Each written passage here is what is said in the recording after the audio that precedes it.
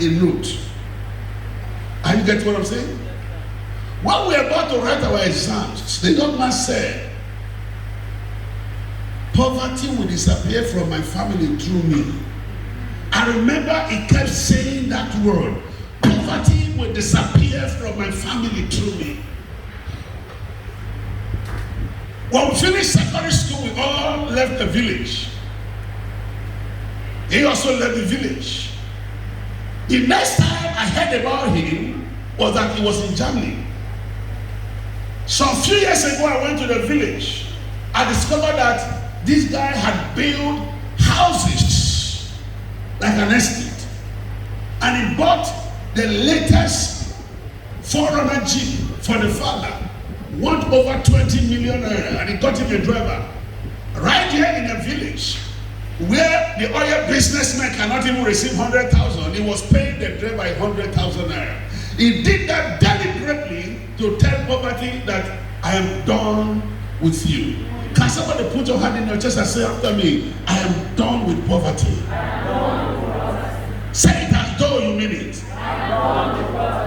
Now that young man understands what it means or what it takes to break the yoke of poverty out of his family. You can never say to yourself that you are rich until your entire family has benefited from you. Am I talking to somebody? You cannot boast of riches until your entire family has benefited from you. Any money you have that is for you and your family alone to eat is poverty. Should I say that again?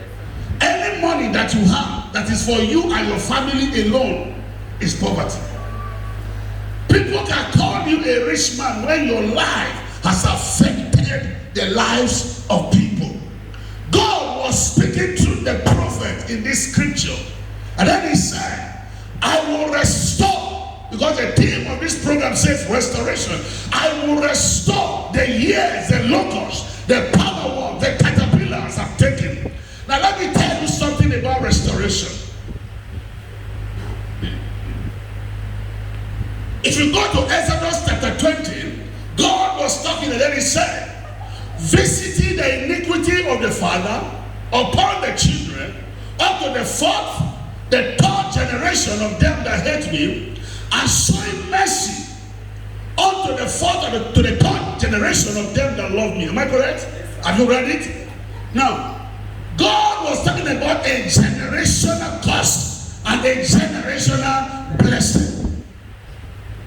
If your grandfather or your great-grandfather was not rich, good for you. I'm going to explain.